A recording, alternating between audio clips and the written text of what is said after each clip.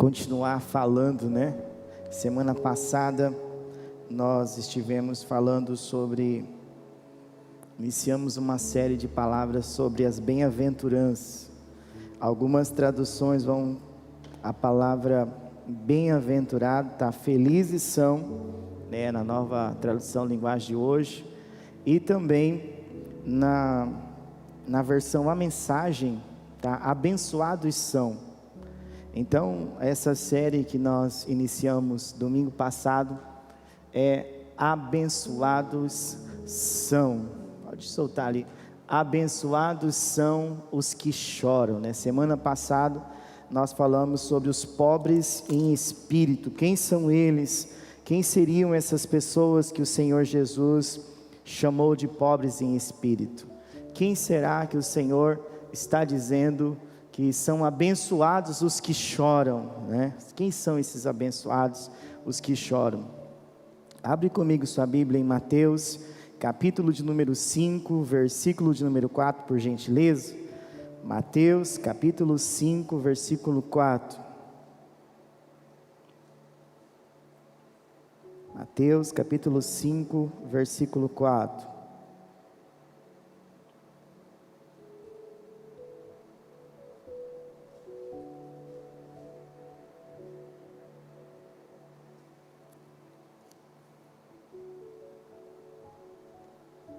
Diz assim: bem-aventurados os que choram, porque serão consolados. Amém?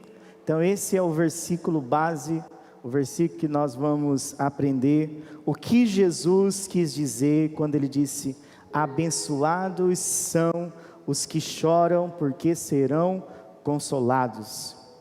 O que será que Jesus quis dizer com isso? Como que alguém que chora pode ser consolado, né? Eu estava pensando sobre choro, e quando eu me lembro de choro, vem aquele negócio assim, tragédia, né? Eu acho que esse ano foi um ano de muito choro, né? Foi um ano de muitas percas, pessoas queridas, né? Pessoas amadas, que nós vamos encontrar no céu, né? Infelizmente outros não, né? Mas eu acredito que esse ano, se fosse talvez para resumir o ano de 2020, que ainda não encerrou, mas com essa pandemia que teve, seria um ano de choro. Será que Jesus estava falando desse tipo de choro? Que tipo de choro o Senhor Jesus está falando aqui, que serão consolados? Eu quando penso em choro, eu penso num velório, né? Eu lembro de um velório. É um lugar que muitas pessoas choram, né? Principalmente no início, muitas pessoas começam a chorar, é um sentimento de tristeza, de luto. Mas também, quando eu penso em choro, eu me lembro de algumas decepções, quando a pessoa se decepciona com alguma coisa, né? Está ligado o choro, né? É difícil, o choro está mais ligado à tristeza do que à alegria, né? Poucos os momentos eu aprendi a chorar, né, com alegria, depois que eu conhecia Cristo. Eu comecei a chorar na presença de Deus de alegria, de ter recebido a salvação, de ter recebido o perdão dos meus pecados. Até um dia eu lembro que o Christian Davi, ele é bem menor que ele já era, ele tem 9 anos só, e ele falou assim: pai, por que o senhor está chorando? Ele veio orando sozinho e chorando. Eu falei assim: é porque o papai está sentindo tanta alegria da presença de Deus que eu estou chorando. Ele ficou olhando assim para mim, ele era pequenininho, como que alguém vai estar alegre chorando, né? Na cabeça de uma criança é meio difícil entender isso, e eu fui explicando para ele, mas eu fiquei pensando, a primeira vez que eu li esse texto, foi em meados de setembro, outubro, entre setembro e novembro do ano 2000, primeira vez que eu tive contato com esse texto da Bíblia, aos 16 anos, e eu confesso, irmãos, quando eu li isso aqui, eu pensei assim: Jesus está falando daquelas pessoas que choram mesmo, das pessoas que estão tristes por alguma coisa, mas nós sabemos que Jesus, Ele não está falando de uma tristeza provocada por um momento de dor, ou por uma decepção, ou quando uma criança não recebe algo que ela quer muito, e o pai e a mãe entendem que não é o tempo de entregar, de dar aquele presente. A bicicleta é assim, né? A bicicleta, a criança antigamente era assim, pedia uma bicicleta, aí quando ela aprende a andar, ela cai e chora, não é assim? Ela chora porque caiu. Aí o pai como que faz?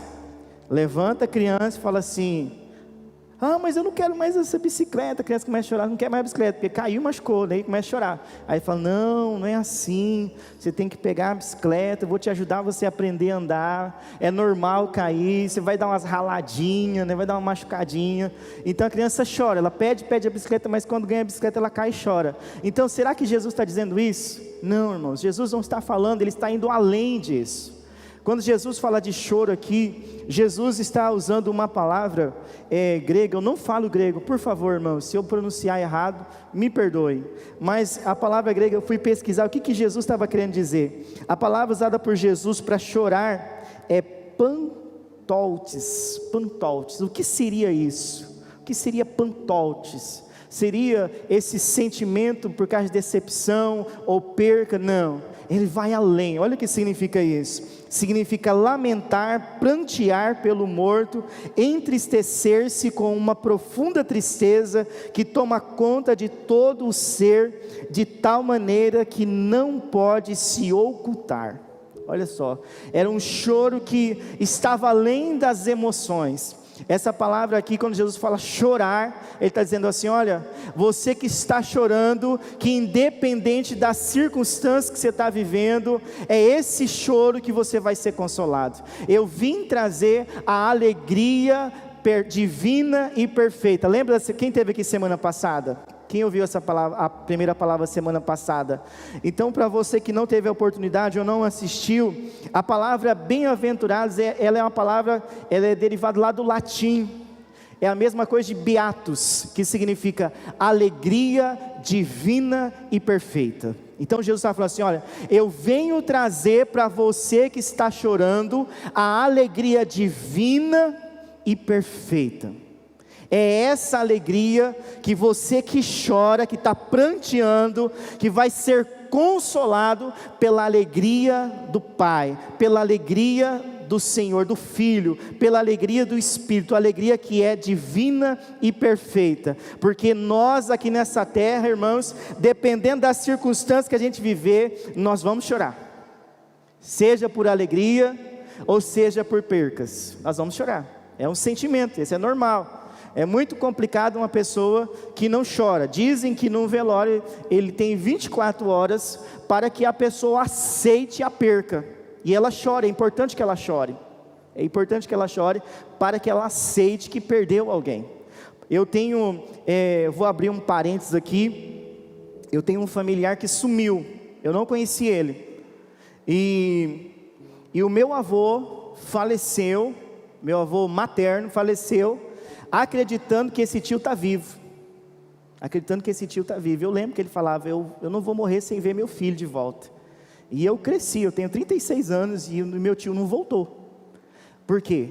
Porque talvez se o meu tio tivesse falecido, tivesse feito um velório dele, todo mundo ia aceitar, mas como ele sumiu, ninguém mais teve notícia dele, é difícil aceitar que ele possa, a possibilidade que ele possa não estar vivo. Eu espero que ele esteja vivo e um dia poder dar um abraço nele, mas eu lembro do meu avô faleceu com esse pensamento, e eu acredito que os meus tios, a minha mãe ainda acredita que ele pode estar vivo, e só Deus sabe, né, irmãos? Orem por mim, o nome dele é Ademar, quem sabe ele está vivo. A gente tem uma notícia clara, há mais de 30 anos, eu não tinha nem nascido, ele já tinha sumido. Então, irmãos, quando eu estava lendo aqui sobre os que choram, eu estava pensando, e eu descobri que essa palavra de pantios do Senhor Jesus aqui no grego, no original, uma comparação de um texto bíblico que fazem os comentários, está lá em Gênesis. Abre a sua Bíblia comigo em Gênesis, por gentileza. Gênesis, capítulo de número 37, Gênesis 37, versículo 34, olha o que diz Gênesis, capítulo de número 37, versículo 34,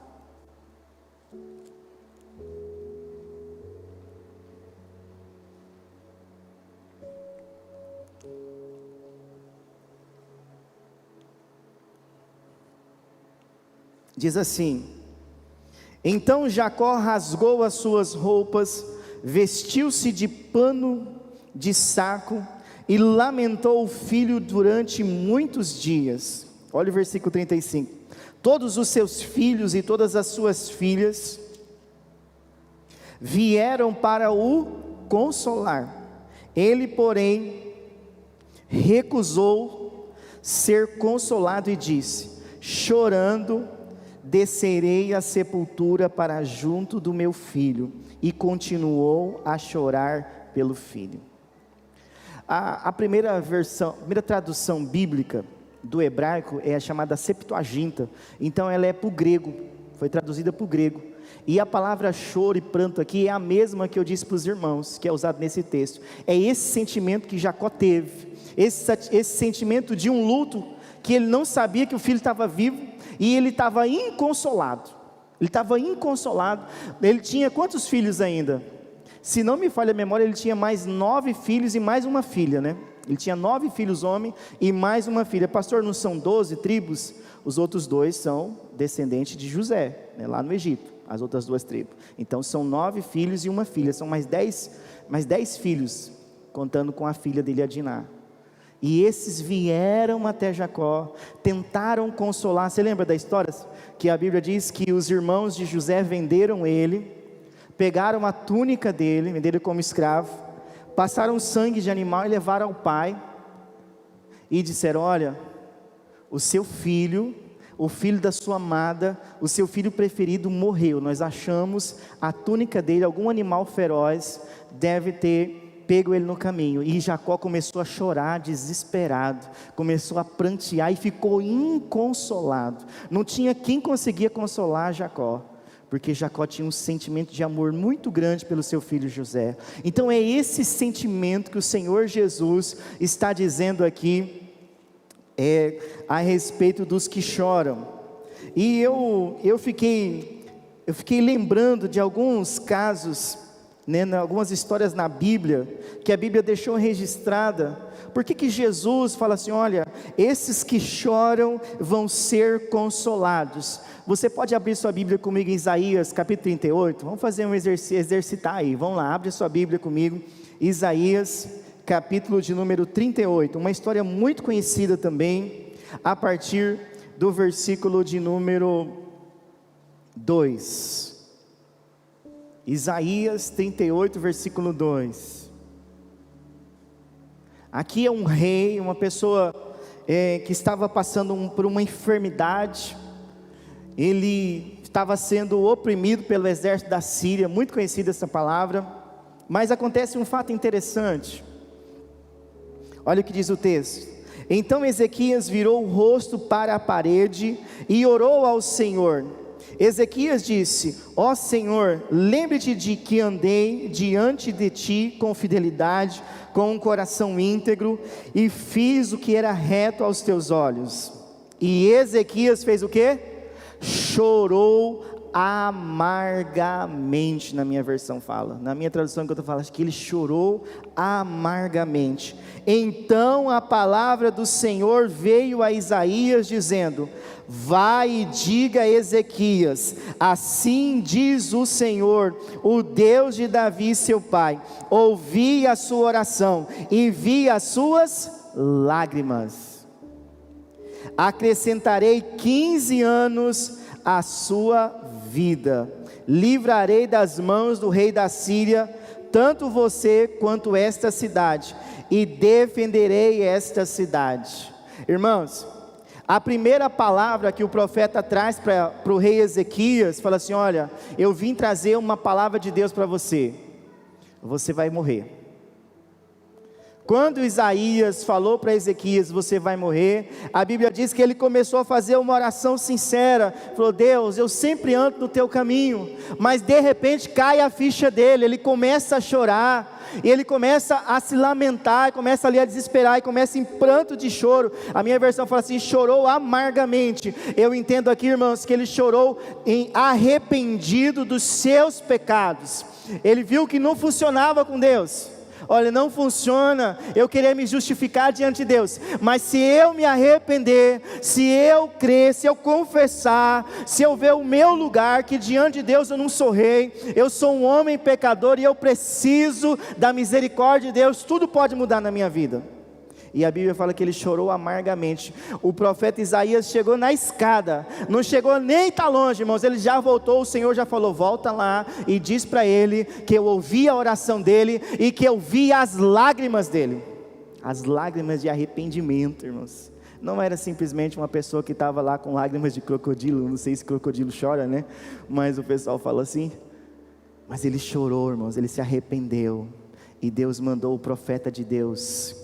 Deus, ele é imutável, grava isso aí, Deus ele é imutável, ele não muda, a Bíblia fala que ele não muda, a palavra de Deus não vai se moldar, nem se amoldar do meu jeito, a palavra de Deus é imutável, mas todas as vezes que alguém, ele se arrepende dos seus pecados, todas as vezes que a pessoa muda de caminho, conversão é mudança de caminho, Deus, ele muda a história daquela pessoa, porque as promessas são para todos, as promessas são para todos nós, mas nós só vamos desfrutar das promessas de Deus se nós caminharmos na palavra de Deus. Há condições. Lá em Deuteronômio 28, fala, não é? Se você obedecer, mas também lá em Mateus 6,33 fala o quê? Buscai, pois, em primeiro lugar o reino de Deus, a sua justiça, e todas estas coisas vos serão acrescentadas. Não fala assim, olha, você é bom o suficiente, você vai receber de Deus. Fala que nós temos que buscar. Que nós temos que buscar. O profeta diz assim, buscar-me-eis e me encontrareis quando me buscar de todo o vosso coração. A palavra de Deus diz assim, um quebrantado coração move o coração de Deus. Se não me falha a memória, é um salmo, né? É um salmo. Tem uma música famosa, né? Eu não sou cantor, então eu não vou cantar, né? Depois você escuta lá, a Fernanda Brum canta, né? É uma música muito bonita, baseada nesse salmo. E aqui o rei Ezequias se despiu de si mesmo, do seu título, e chorou amargamente, diante do único que poderia mudar a sua história. É esse choro, irmãos, que Jesus está falando, é quando eu e você entendemos o nosso estado de pecado, que nós precisamos de uma intervenção divina, que nós precisamos da alegria divina e perfeita, que é abençoado ou bem-aventurado, para que nós sejamos consolados por Deus, para que verdadeiramente nós venhamos desfrutar da palavra de Deus. Olha o que diz lá, vamos continuar nessa bem-aventurança. O que será que Jesus, ele estava dizendo sobre esse prantear, esse choro de Jacó, esse choro de Ezequias? Abre sua Bíblia comigo em 2 Coríntios, capítulo de número 7, versículo 10, se você puder, senão você só me acompanha aí que eu vou ler com você.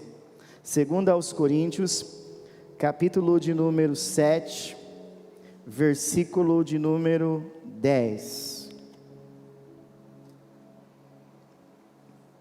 O apóstolo Paulo, ele não foi um dos 12 discípulos, mas o apóstolo Paulo, quando ele escreve as cartas às igrejas, ele simplesmente está explicando os ensinamentos de Jesus para a igreja, para que a igreja pratique no dia a dia, para que nós venhamos praticar. Olha o que ele diz: porque a tristeza, segundo Deus, produz arrependimento para a salvação, que a ninguém traz pesar, mas a tristeza do mundo produz morte. Eu vou ler em outra tradução para você, que está na Bíblia, Nova Bíblia Viva, diz assim, ó: porque Deus às vezes utiliza a tristeza em nossas vidas para nos ajudar a nos afastarmos do pecado, nos arrependermos, para assim nos levar à salvação.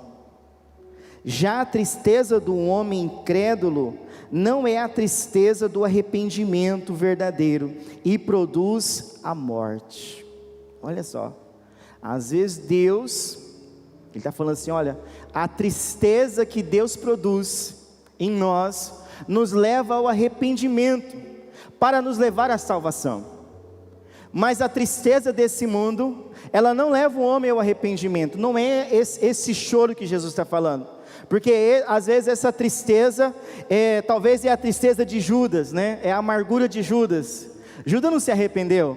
Se ele tivesse arrependido, talvez seria outra história que estava escrita sobre ele. A Bíblia fala que ele teve um remorso e foi e se suicidou. Não fala que ele se arrependeu. Mas aqui Paulo, ele foi muito claro à igreja. Falou assim: olha, quer ver? Deixa eu dar uma ilustração para os irmãos para ficar bem simples. Não sei, comigo já aconteceu muitas vezes. Se você, talvez aconteceu com você também. Talvez você vai se identificar com esse caso. Você comete algo que desagrada a Deus. Você já é um cristão, convertido a Jesus, batizado, tal, está servindo a Jesus, lê a Bíblia, a hora. O que vem? Aquele sentimento de tristeza. Deus, eu não queria fazer isso. Por que eu não vigiei nessa área da minha vida? Aí o que você vai fazer? O que eu vou fazer? Senhor, eu fiz isso. O Senhor me perdoa? Eu confesso o meu pecado a Ele. O que 1 João 1,9 fala? Se confessarmos nosso pecado a Ele, é fiel e justo para nos perdoar e nos purificar de toda injustiça. Perdoar, purificar de toda injustiça. Quem já passou isso? Você fez algo, você teve esse sentimento, você é cristão, você tem certeza da sua salvação, mas um dia você sentiu essa tristeza. Só eu? Acho que todos nós, né, irmãos? Se nós não sentimos triste com o pecado, cuidado que o pé já está sapecando, né, irmão? Já está, cuidado, está começando a subir fumacinha do pé, né? O pé já está indo para outro lugar que não é para ir. Porque o cristão verdadeiro, irmãos, ele não sente remorso, ele sente arrependimento de pecado. Porque onde há arrependimento, há perdão de pecados, a cura, a libertação. E Jesus está falando desse tipo de choro. O apóstolo Paulo foi muito feliz. Ele disse para os irmãos: não, olha, eu fico assim, eu não quero entrar nesse mérito para não desfazer de nenhum grupo, mas eu fico assim, sem entender igrejas fazerem doutrinas em cima da igreja de Corinto, porque a igreja que mais precisava de ajuda e de conselhos é a igreja de Corinto. A igreja de Corinto, irmãos, tinha incesto. A igreja de Corinto, os irmãos levavam os outros na justiça. A igreja de Corinto tinha partidarismo. A igreja de Corinto tinha tanta coisa que na ceia, irmãos, ninguém esperava ninguém. Então, para mim, a igreja de Corinto não se baseia em doutrina de salvação. Eu respeito quem acredita, mas para mim não serve. Para mim não, lendo o contexto da igreja de Corinto. E o apóstolo Paulo, quando ele escreve, fala assim: olha, vocês irmãos de Corinto. A segunda vez que ele escreve, né? Alguns falam que ele escreveu 4 cartas. Ele fala assim: olha, vocês precisam do arrependimento que vem de Deus para produzir a salvação. A salvação é a palavra grega sozo, perdão de pecados, trazer novamente a vida, vida eterna. Então não é só salvação, não foi lá, a pessoa está afogando, fui lá e salvei ela. É no sentido de perdão de Deus, libertação de pecados, vida eterna. É isso que Paulo está dizendo aos Coríntios. Se ele está escrevendo isso aqui, irmãos, porque provavelmente a igreja tinha gente que não estavam se arrependendo dos seus pecados. Tinha gente que não estava chorando pelos seus pecados.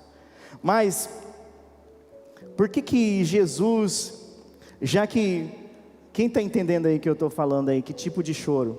Você está comigo aí? Então vamos continuar. Olha o que Jesus fala.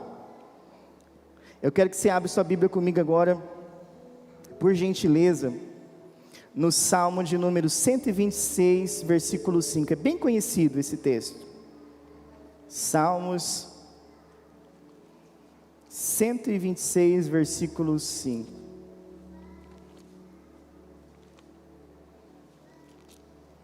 Olha o que o salmista fala: os que com lágrimas semeiam, com júbilo ceifarão. Será que tipo de lágrima que ele está falando aqui, irmãos? Ele não está falando, irmãos, de uma lágrima, de um sentimento momentâneo que eu e você podemos passar, porque a gente chora no decorrer da vida. Se a gente fosse somar quantas vezes já choramos, Eu sou caçula, irmãos. Caçula tem fama de chorão.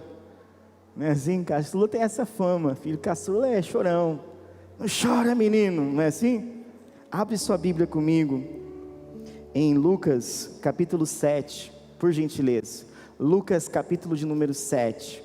Olha o que o Senhor Jesus... Acontece um episódio muito interessante. Algumas semanas atrás, no Avivando, eu tive ministrando uma palavra em outro sentido, mas agora eu quero, assim, o Senhor falou para mim, assim, a respeito desse texto, de esse tipo de choro. Lucas capítulo 7, versículo 37.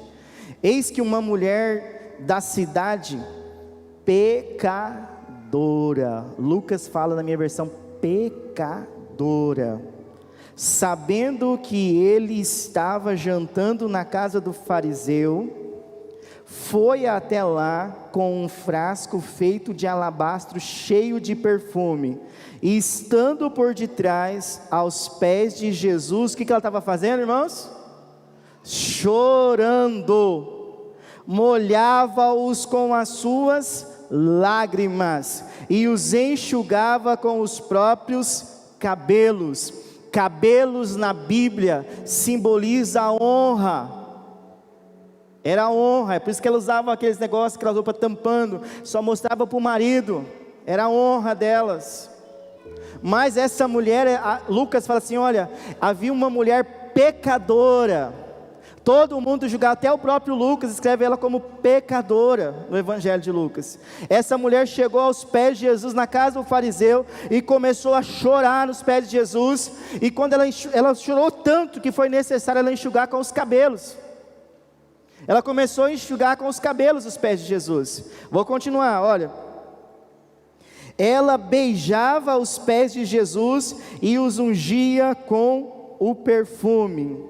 Aí, irmãos, a Bíblia fala o quê? Que os fariseus começaram a criticar. Ele falou assim, olha, se ele fosse um profeta de Deus, ele ia saber que tem uma pecadora chorando nos pés dele. Que está beijando o pé dele é uma pecadora. Alguns comentaristas dizem que essa mulher é a mesma Maria, irmã de Lázaro, e que ela, antes de conhecer Jesus, era uma prostituta, que ela era considerada uma pecadora. Imagina naquele tempo, irmão, mulher já era discriminada, mulher pecadora então, meu irmão, já era. E essa mulher, ela estava chorando aos pés de Jesus. Essa mulher, ela estava chorando ali e enxugando com os seus cabelos, dizendo assim, Senhor, eu não sou digna, eu estou aqui chorando aos seus pés porque eu sou pecadora, e é só o Senhor que pode me consolar, só o Senhor pode me dar uma nova esperança, é o único que pode me perdoar. E a palavra de Deus diz que os fariseus, aqueles que se consideravam puros, aqueles que se consideravam bons, aqueles que separavam dos cultos as mulheres, os gentios, e não deixavam entrar até o lugar de adoração, disse, olha, se ele fosse um profeta de Deus, ele saberia que tem uma pecadora chorando nos pés dele. E é esses que choram que Jesus disse, para eles haverá consolo. Olha o que o Senhor Jesus responde aos fariseus, no finalzinho do versículo 49, eu não vou ler todo o texto. Os que estavam com ele à mesa começaram a dizer entre si, quem é este que até perdoa pecados? Mas Jesus disse à mulher, vá, a sua fé salvou você, vá em paz. Sabe o que ele está dizendo aqui, irmãos? Jesus, ele está se colocando como Deus, aquele que único que pode perdoar pecado, o único que pode consolar aqueles que choram pelos seus pecados, aqueles que o mundo já reprovou, aqueles que a sociedade já reprovou, e muitas vezes até a família não acredita mais. Jesus está dizendo assim, olha, você que está chorando nos meus pés, ele falou assim para os fariseus, falou assim, olha, eu cheguei na sua casa, ninguém lavou os meus pés, essa mulher desde que quando eu cheguei, ela chora os meus pés, ela beija os meus pés, e ela enxuga com os cabelos, e ela já me ungiu, está me ungindo, e ela gastou um perfume muito caro aqui, porque aquele que muito foi perdoado, muito ama. Então eu quero dizer uma coisa para você: os seus pecados estão perdoados, mulher.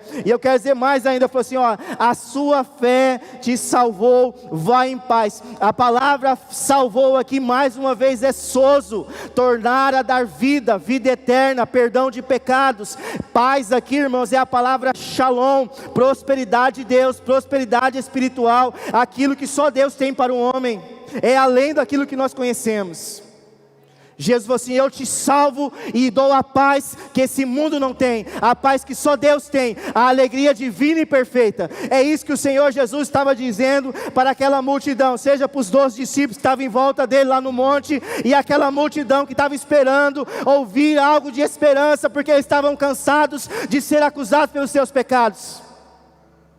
Quantas vezes eu e você nos sentimos reprovados? Quantas vezes eu e você não fomos o melhor aluno da escola, infelizmente? Talvez poderia ser mais esforço, ou porque tem dificuldade, mas não é esse tipo de choro que você chegou em casa porque tirou nota ruim, não é esse tipo de choro, Jesus, mas aquele tipo de choro que quando eu e você estamos diante da glória de Deus, nós dizemos como o profeta Isaías: ai de mim, Senhor, porque eu sou um homem de lábios impuros e habito no meio de um povo de impuros lábios. Foi isso que Isaías viu quando ele viu a glória de Deus. É esse tipo de choro, é esse tipo de pranto que o Senhor Jesus está dizendo aqui nessa bem-aventurança. É para vocês que choram inconformados nos seus pecados, achando que não tem uma oportunidade comigo, porque os homens já reprovaram vocês. Olha o que diz em Lucas capítulo 18. Tenho mais um exemplo do Senhor Jesus. Agora ele vai contar uma parábola para os fariseus que se sentiam puros, para os religiosos da época. Lucas capítulo de número 18, versículo 9. Eu vou dar aí uns 2 minutinhos quando eu tomo água para você abrir lá. Abre lá em Lucas 18, versículo 9.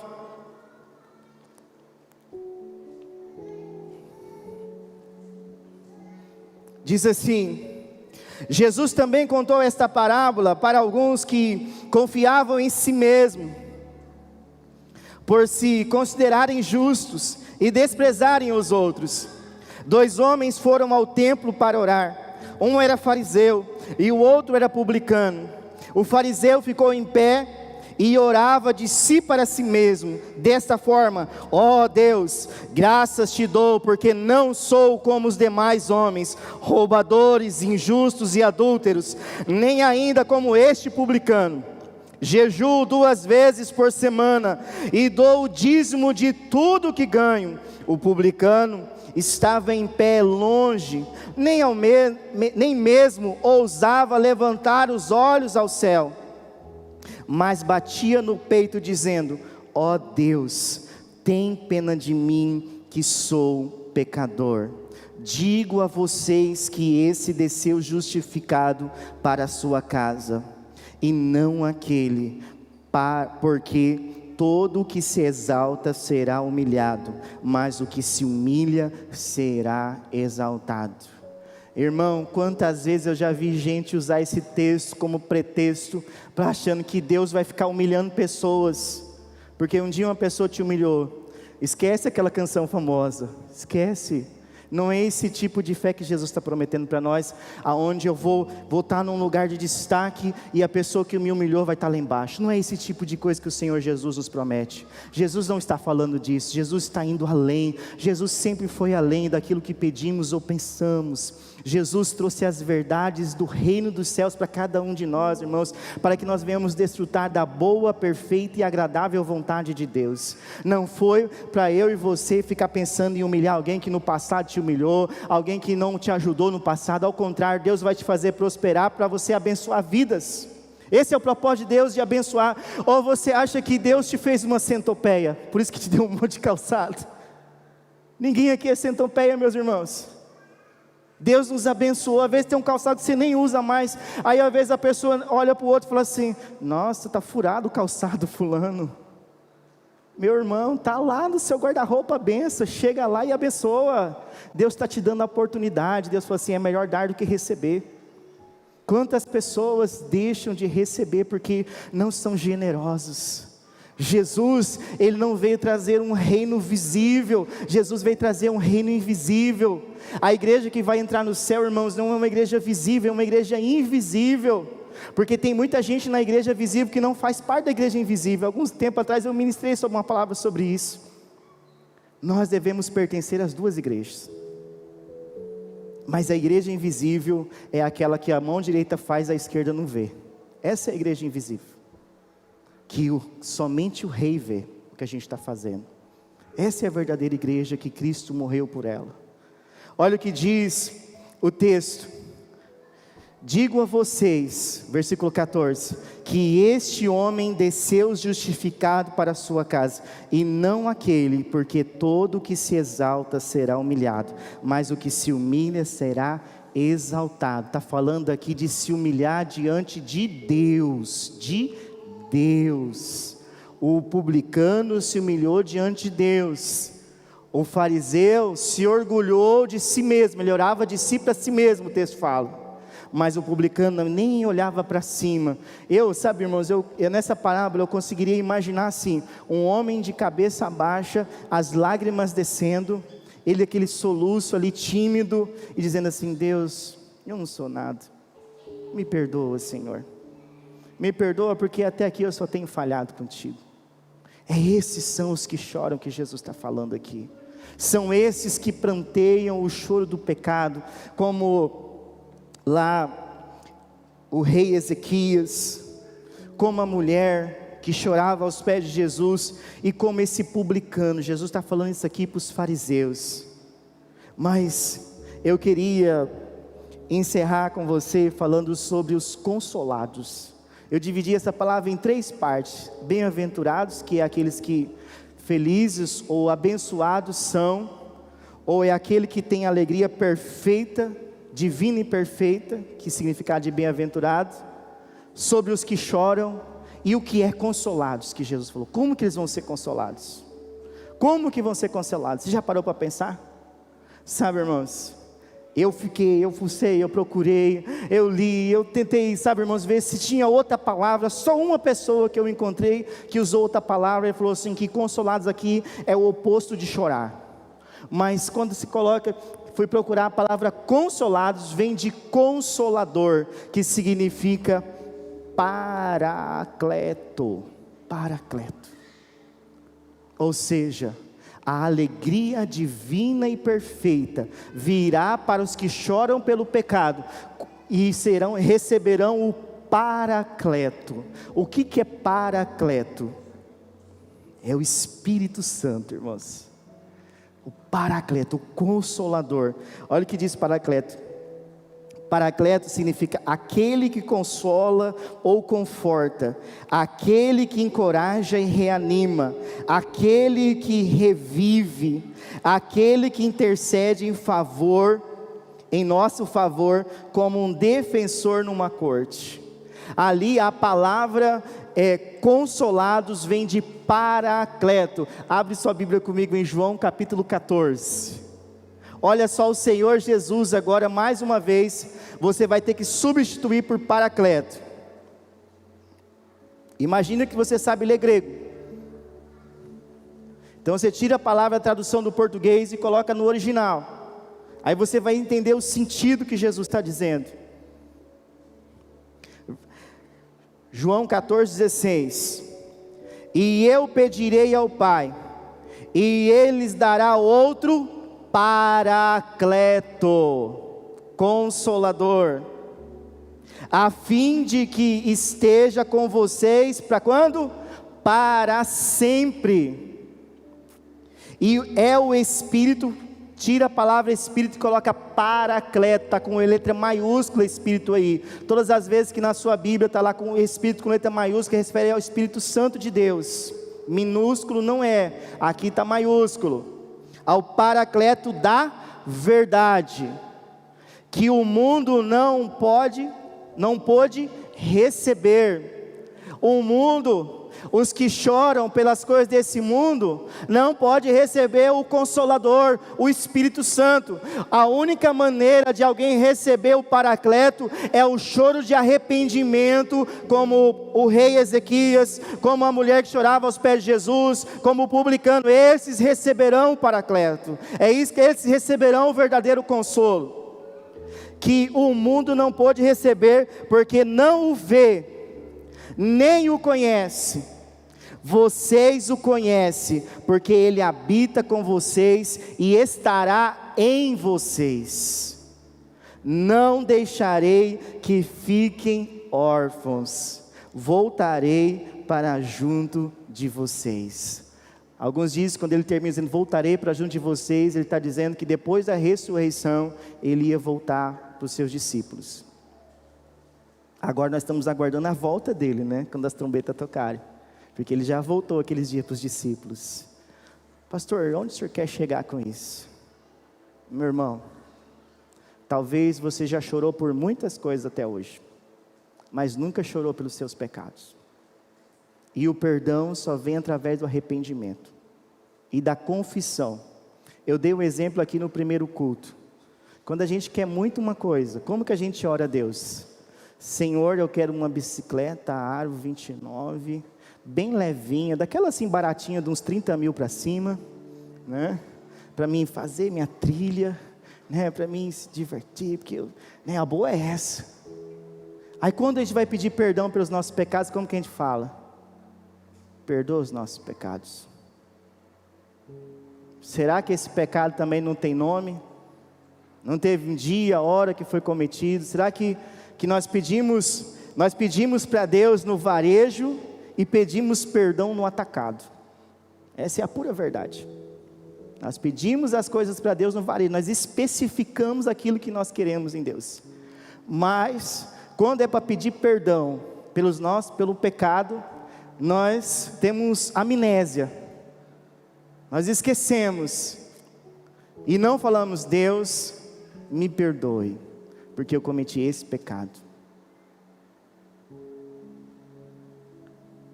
Nós só seremos consolados, igreja, quando houver um arrependimento verdadeiro diante de Deus. Não precisa correr lágrimas, não precisa rasgar a veste como Jacó fez. A Bíblia fala assim, rasguem os vossos corações. Um dia o Senhor disse, eu não quero mais derramamento de sangue de animais, eu quero arrependimento, eu quero corações quebrantados, eu quero mudança. É melhor obedecer do que sacrificar. E muitas vezes o que nós oferecemos para Deus são só lágrimas de crocodilo, se existe isso. Que nem sangue de barata é uma coisa também, acho que não existe, né?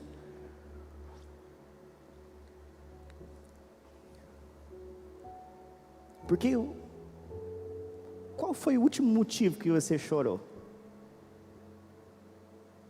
Foi porque você não alcançou algo que você queria tanto? Ou porque você perdeu algo que era muito importante para você? Ou foi porque você reconheceu diante de Deus como está a sua vida? Eu quero convidar os irmãos para me ajudar. Eu quero ler sobre consolo, lá em Apocalipse capítulo 14. Eu quero encerrar lendo 2 textos com você, enquanto os irmãos se ajeitam aqui.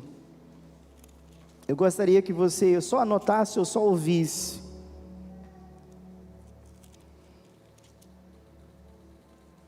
E que você pensasse, como que está hoje a sua vida diante de Deus? Como que está a nossa vida? A última vez que você chorou foi uma frustração amorosa?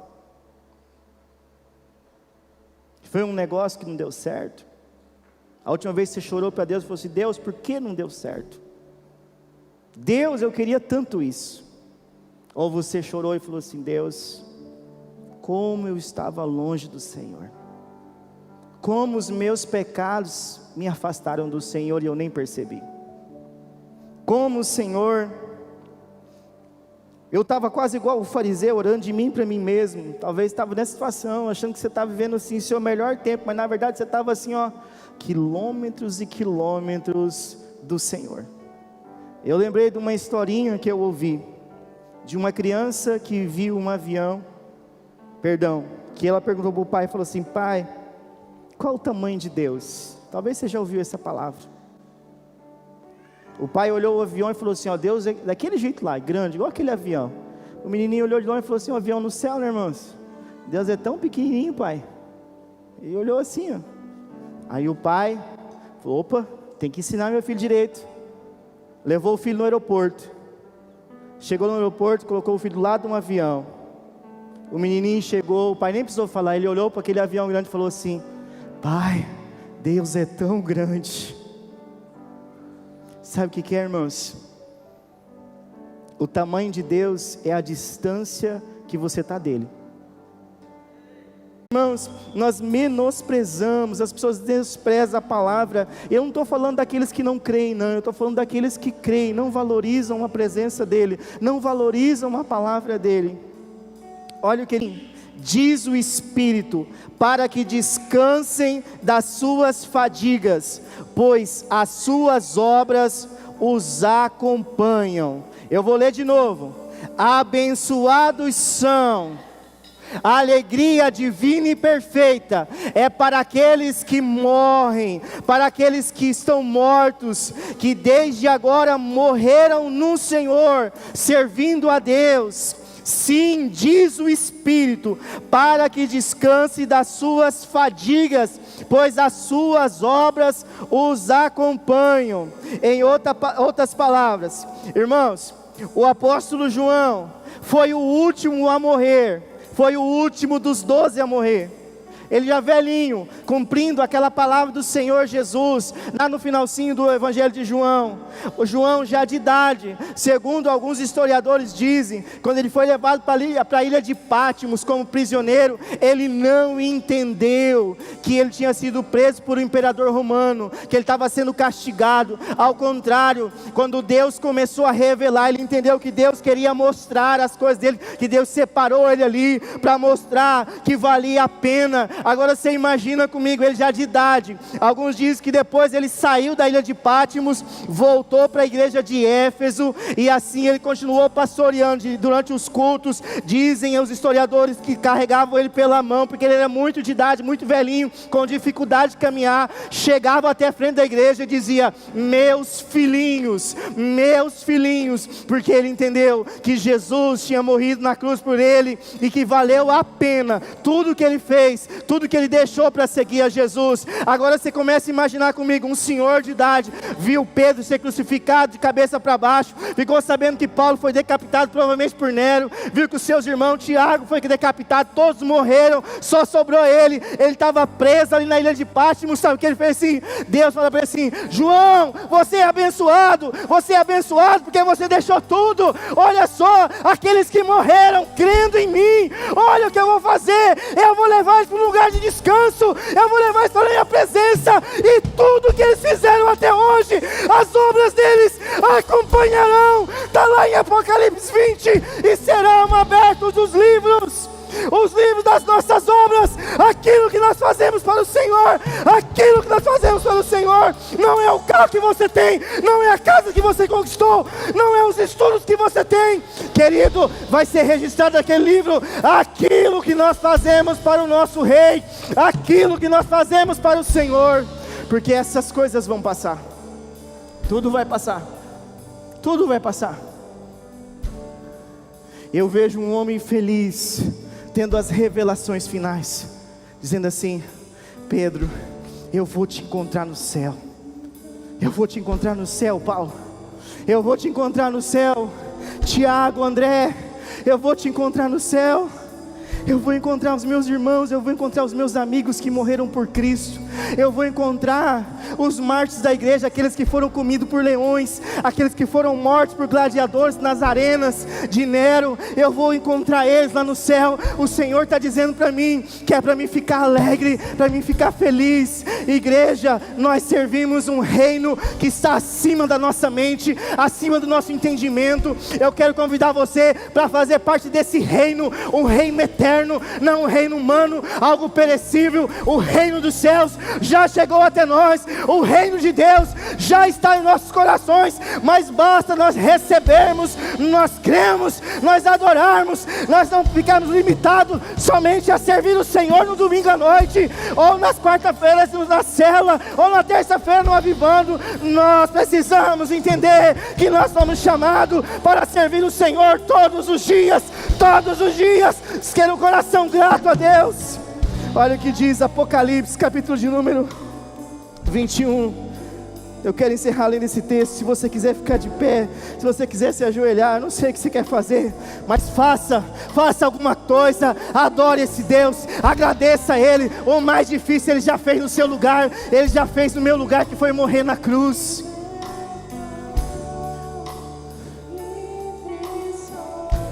Eu amo essa palavra, irmãos. Tem gente que tem medo de Apocalipse. Apocalipse para mim é a minha esperança, igreja. Apocalipse para mim é a minha esperança, é para onde eu vou encontrar você em nome de Jesus. Para mim isso aqui é o dia mais aguardado da minha vida. Para mim, olha o que diz o texto. Eu vi um novo céu e uma nova terra, pois o primeiro céu e a primeira terra passaram, e o mar já não existe.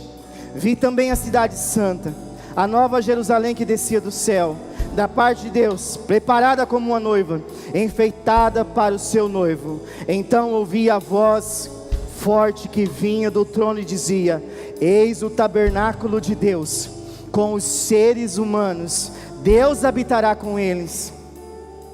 Eles serão povos de Deus, e Deus mesmo estará com eles, e será o Deus dele. Olha o versículo 4. Agora, irmão, se você não glorificar no versículo 4, você não entendeu o que Deus está falando com você nessa noite.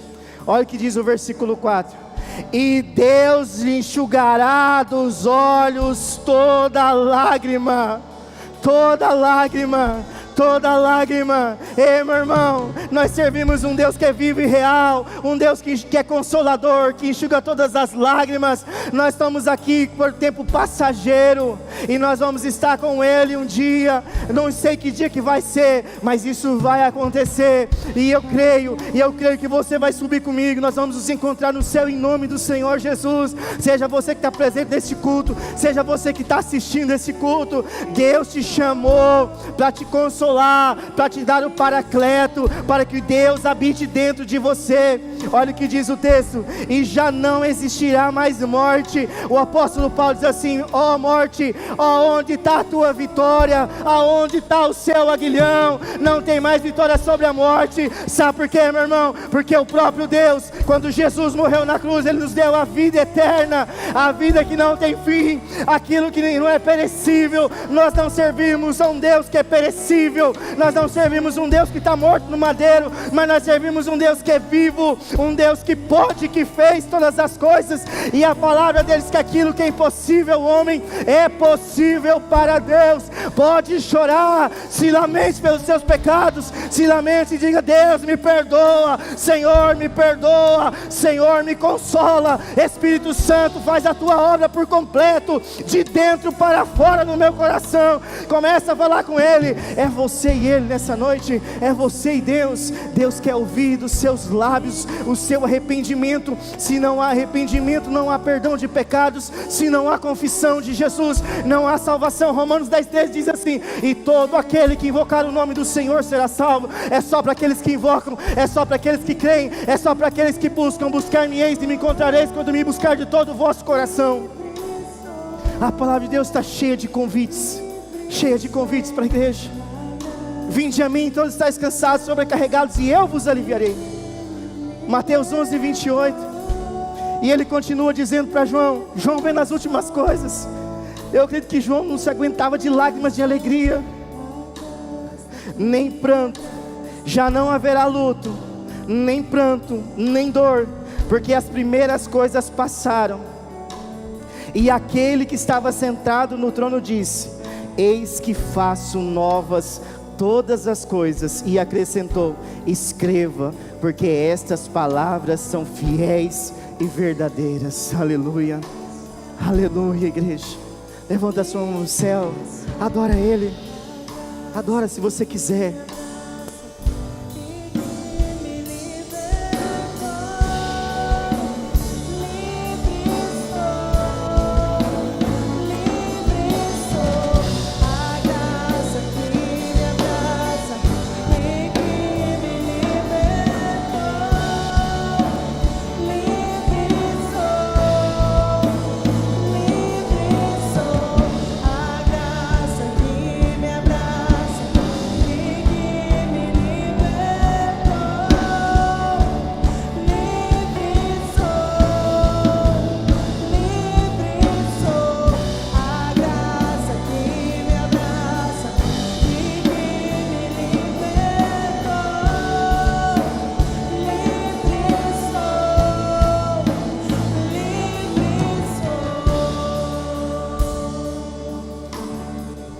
Senhor, muito obrigado, Deus.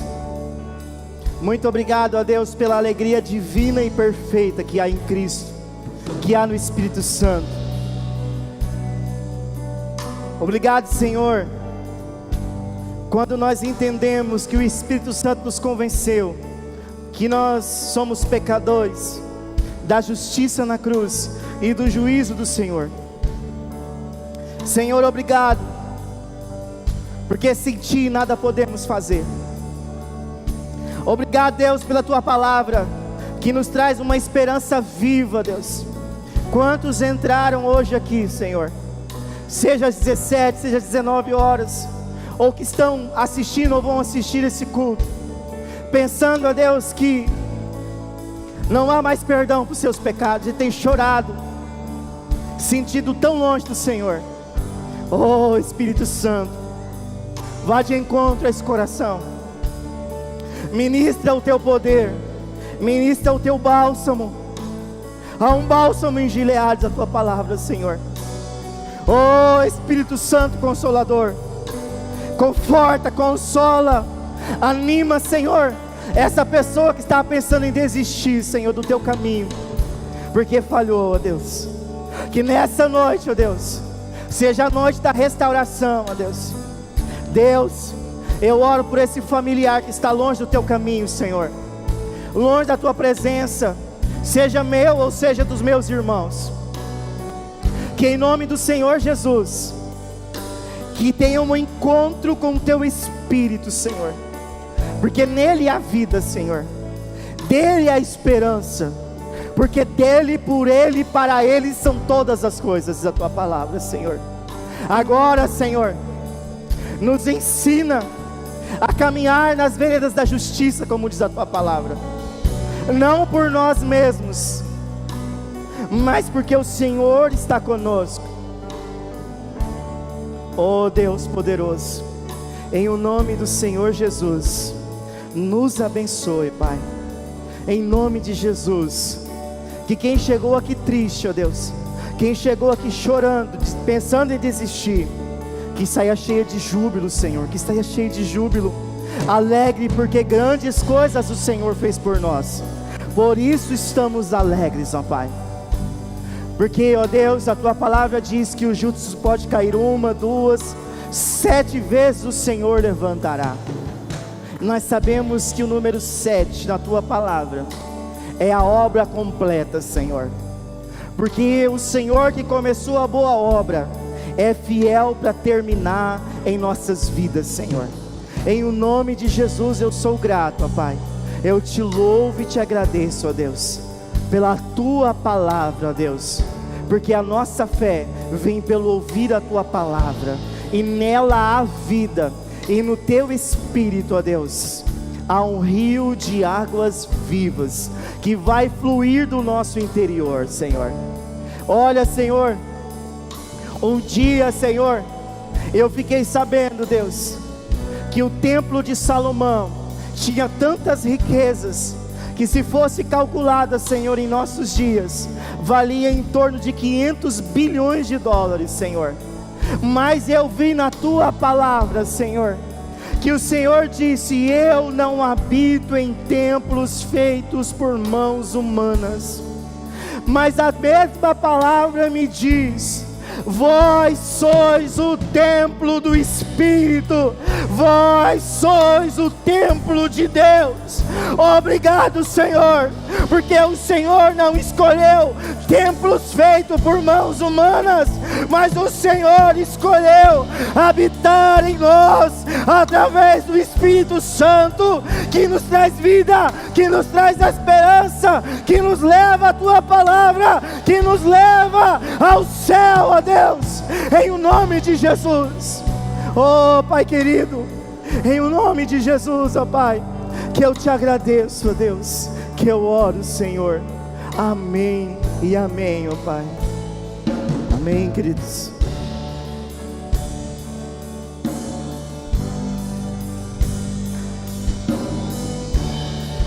Eu quero desejar para você, amado, uma semana abençoada. Olha para o irmão lá e fala assim: uma semana abençoada.